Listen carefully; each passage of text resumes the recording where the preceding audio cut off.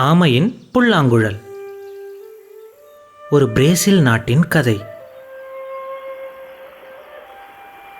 ஒரு ஊரில் ஒரு நதிக்கரையில் ஒரு ஆமை தன் புல்லாங்குழலில் ஒரு அருமையான பாட்டை வாசித்துக் கொண்டிருந்தது. அந்த பாட்டை கேட்டு சிங்கங்களும் யானைகளும் பட்டாம்பூச்சிகளும் பாம்புகளும் குரங்குகளும் நாட்டியமாடத் தொடங்கின.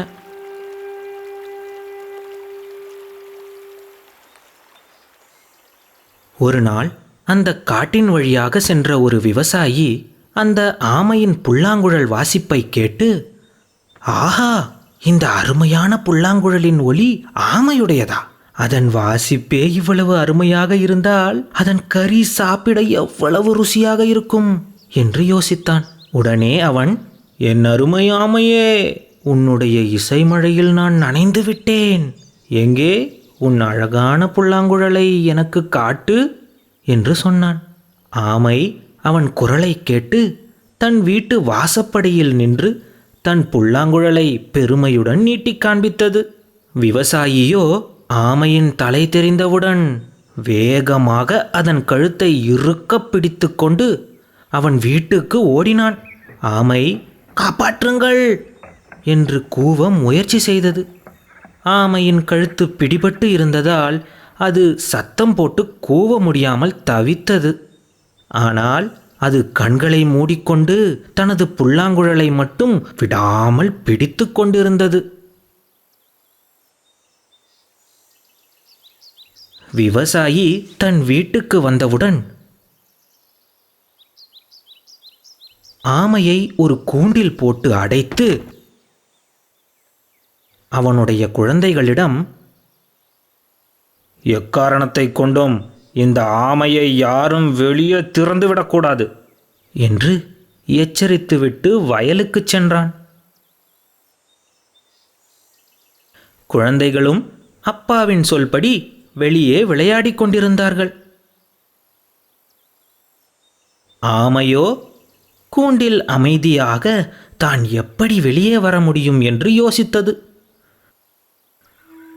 மெதுவாக அதனுடைய புல்லாங்குழலை எடுத்து வாசிக்க ஆரம்பித்தது.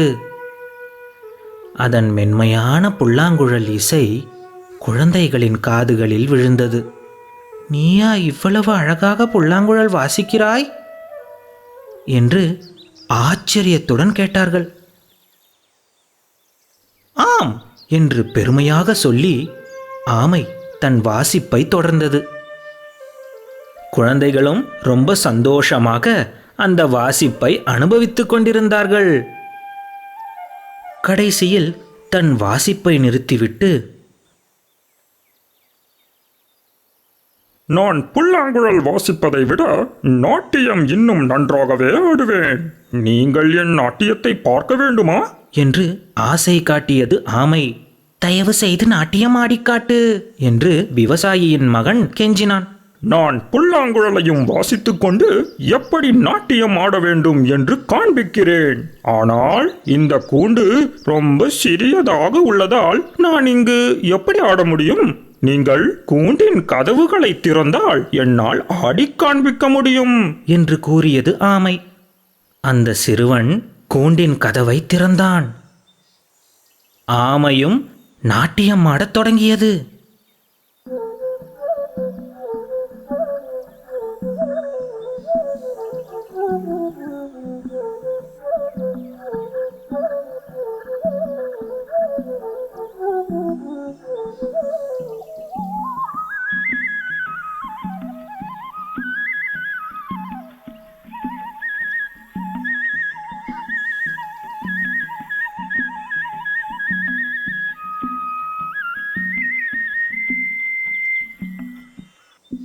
குழந்தைகள் கைதட்டி ஆரவாரம் செய்து ஆமையின் நடனத்தை ஆச்சரியத்துடன் அனுபவித்தார்கள்.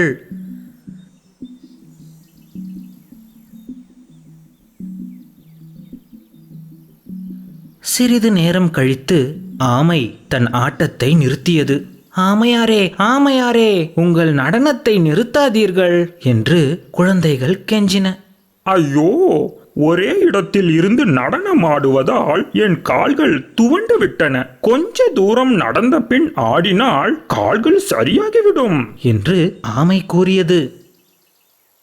சரி, ஆனால் ரொம்ப தூரம் போக வேண்டாம் என்று ஒரு சிறுமி எச்சரிக்கையுடன் கூறினாள். கவலைப்பட வேண்டாம் குழந்தைகளே, நான் சிறிது தூரம் நடந்துவிட்டு திரும்பி வந்து என் நாட்டியத்தை ஆரம்பிக்கிறேன். நீங்கள் எல்லாம் இங்கேயே இருங்கள் என்று கூறி ஆமை மெல்ல நகரத் தொடங்கியது. கொஞ்சம் கொஞ்சமாக காட்டை நெருங்கியவுடன் ஆமை அவசர அவசரமாக அதன் வீட்டிற்கு வந்து சேர்ந்தது. அதற்கு பிறகு அந்த புத்திசாலி ஆமை யார் கண்களிலும் தென்படவில்லை. ஆனால் அக்காட்டில் யாராவது கூர்ந்து தன் இரு செவிகளையும் தீட்டினால் ஆமையாரின் இனிமையான புல்லாங்குழல் இசையை இன்றும் கேட்கலாம்.